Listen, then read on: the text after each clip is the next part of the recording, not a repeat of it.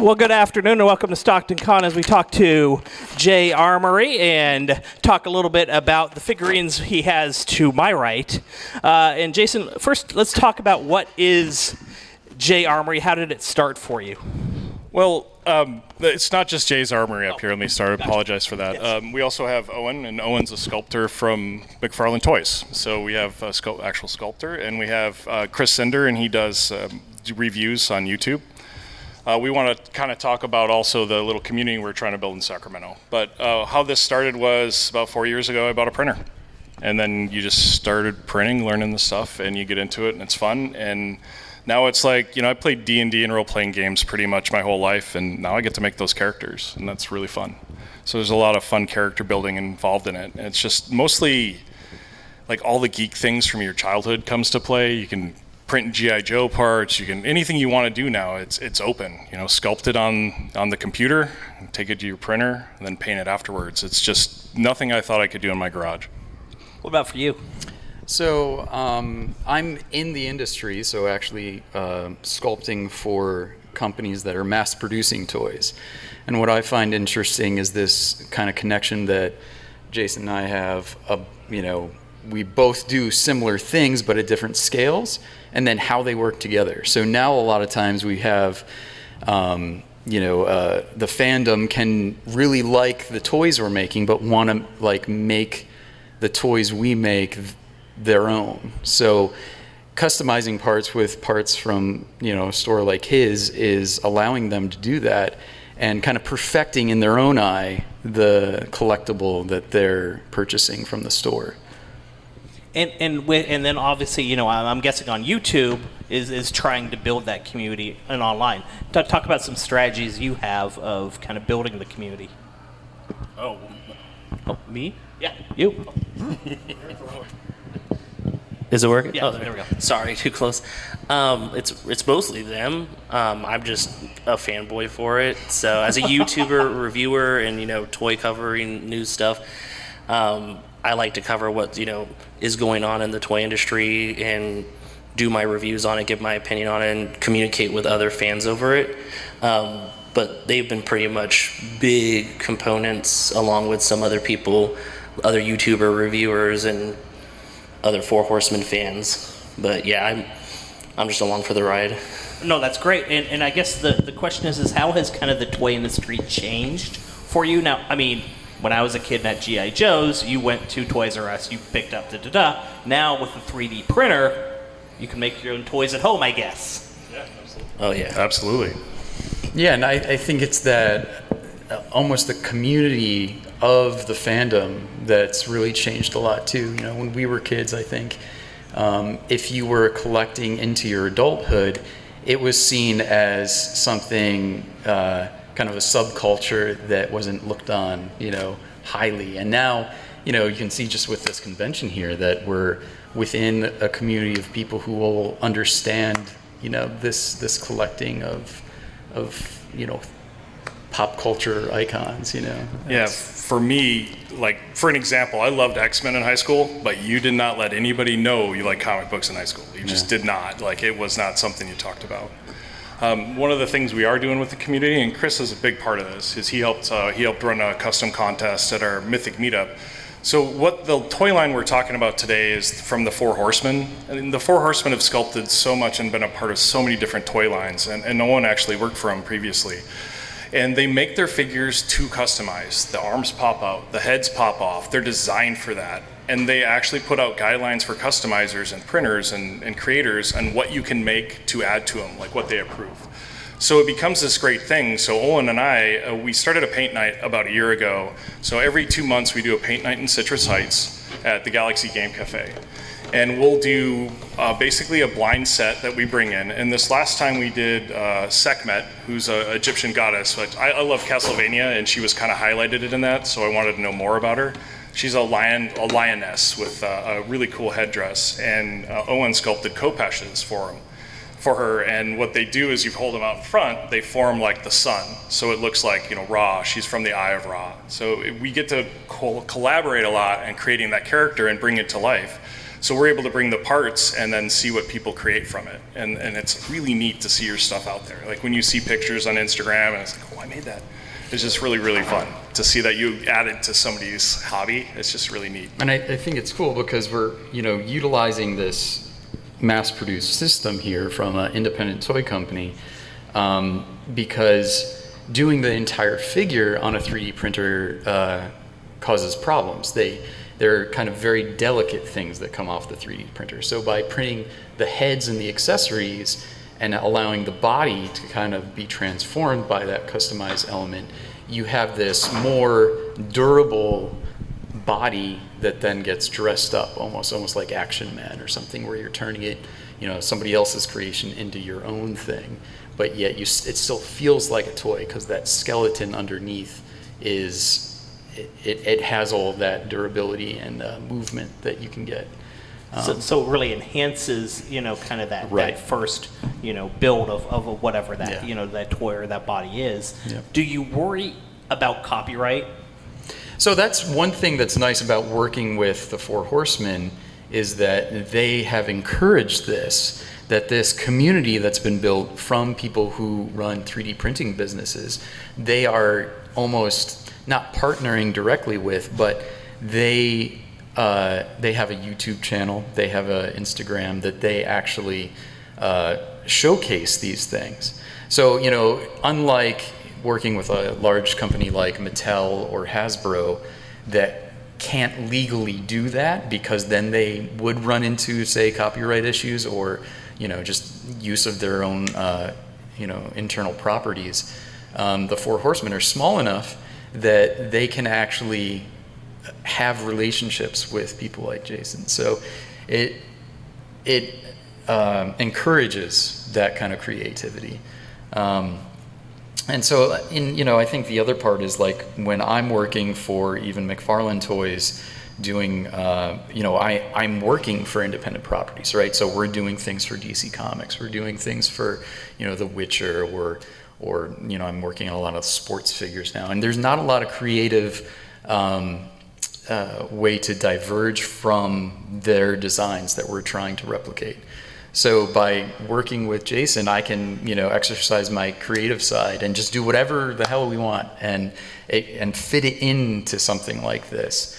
So I think that's, for me, where this smaller industry, the independent toy industry, really allows more creativity than, you can't sell, the tens of thousands of toys of these characters we're 3D printing because there's no movie to support that. Target would never want to pick it up. So, by selling, 10 or 100 of this specific character that we're creating on his website, then, we have an outlet to do that. So let's just say we're at a paint night. Show me, one of the, figures there. That what are we looking at? What do we start with? And actually, if you guys want to walk us through it with a mic, that'd be great. So it's partially painted. Get to it completely. But these are I'll have it, it's on the figure right now, but these are the segment parts, and she had 2 swords, a helmet, and a headdress, or a headdress. I'll just kind of walk it around so you can take a look at it. Well, Jason, do you want to get the mic too? Show these folks too, yeah. Well, I'm gonna show them. So, I just wanted to show you really quick. Yep. Yeah, you're right. So I can talk, I guess. Oh, did I go around back? Okay. Wow. I am sorry about that. Okay, so basically with this, you can see the head and the headdress, Yep. and I'll walk it to you guys. And then the swords are actually clear. They're special ones that I was making myself and behind the scenes, but they would have they were think black when they got them. So they got the 2 swords and the head and the headdress for that. And I had extra parts too, and everything's usually discounted on that. So extra parts, we were just going to do $5 for a pair of shoulder pads or a torso, that kind of thing that you can add to it if you wanted to. It's mostly just to cover costs. So, the idea of the night is for you guys to have fun and make something really cool that you want to put on your shelf. Kind of the idea. And let me ask you this: can you mix and match and say, okay, I don't like that, and then this week I'm going to take these off and then do it again? I'm just thinking like Mr. Potato Head. Like you go, Yes. okay, you know what, I like this. Oh, well, you know what, I'm going to put a new head on this week, and da-da-da-da-da. So the idea with this line of figures is that you can do that. So here, let me set this down. I'll show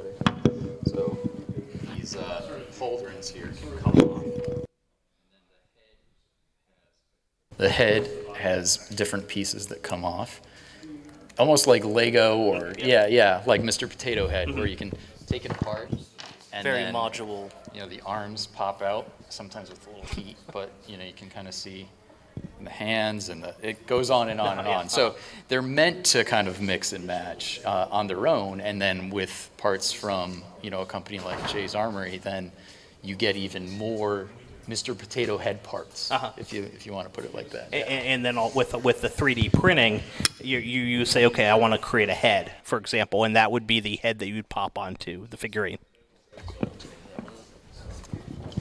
So yeah, the idea is here that kind of mix of the mass production industry that I'm in, and then the independent industry that Jay's in, and then the community that we're building here with, specifically with this toy line, but it really is any customizing of the collectible.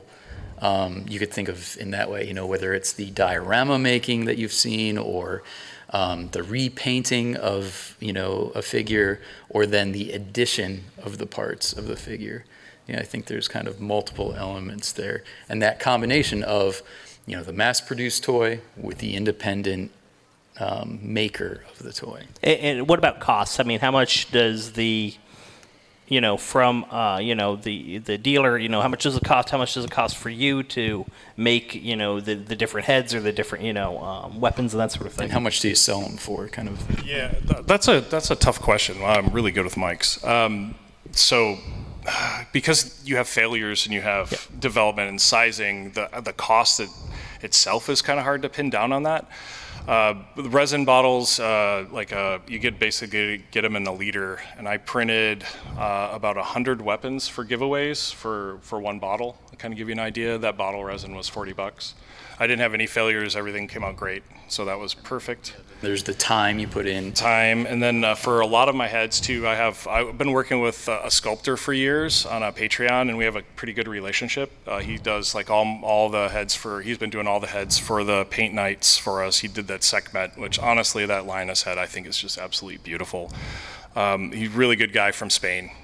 We've never spoken, but we text a lot. So the translation never is a problem, but it's weird in a way. I would love to meet him sometimes. I think he wants to go to LegionsCon. I should totally go. But so there's that cost involved too. Well, that's the amazing thing is you have someone in Spain that you've never talked to, that you've chatted over, however you're communicating, and somehow he's creating something for you to use. And I'm guessing this is kind of what you want to do with this community. And does he have his own community out there in Spain, for example? He doesn't. He's kind of trying to get into the Legions community, which there's a Facebook group called the Cabal. It's for the Legions. It's really, I don't want to say police, but admin really positive. It's a really positive environment. But that's what he's trying to get into, because it's making this stuff and your own stuff is fun. But for sculptors, a lot of people want the Stallone head or Schwarzenegger or whatever. They don't want unique builds or axolotl characters. They don't want those, so it's kind of weird. How did you find him? Patreon, actually. Okay. Yeah. There's a lot of action figure sculptors and people that have Carvos Customs is on there, so accessories and lighted torches and stuff like that. So if one of these folks wanted to buy one of these toys right here to be able to mix and match the heads and the arms and what's the cost in that? So I think there's different price points, tiers, and downstairs, or sorry, not downstairs, across the hallway, James, what's his Geekology. He actually is a retailer for the Four Horsemen, so he carries these.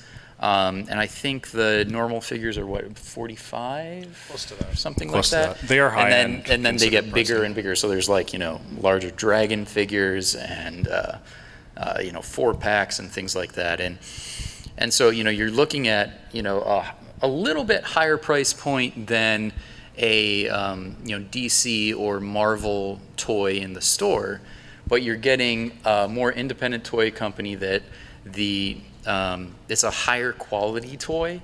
There's a lot more paint on it. There's a lot more detail in it. and you kind of get a lot in the package because of the independent toy company. And so basically what you're looking at is buying one of those or two of those to mix and match, and then also going to Jason for more. So it is like this bespoke experience where you're trying to really have something you can't get elsewhere is the idea. Yeah, and to cut in as a consumer Yeah. and a reviewer, I've had a chance to review and do other toy brands and stuff. And as someone who was big into Hasbro, Mattel, and over time their products have gone up, and the quality is it's a little bit better, but I'm paying $50 for a Marvel figure, or I could go and pay $50 for this, and this is a lot more for your dollar when it comes to the accessories, and then I can do more to that toy than I can with a superhero character who is really just, you're not going to see Spider-Man wielding an axe.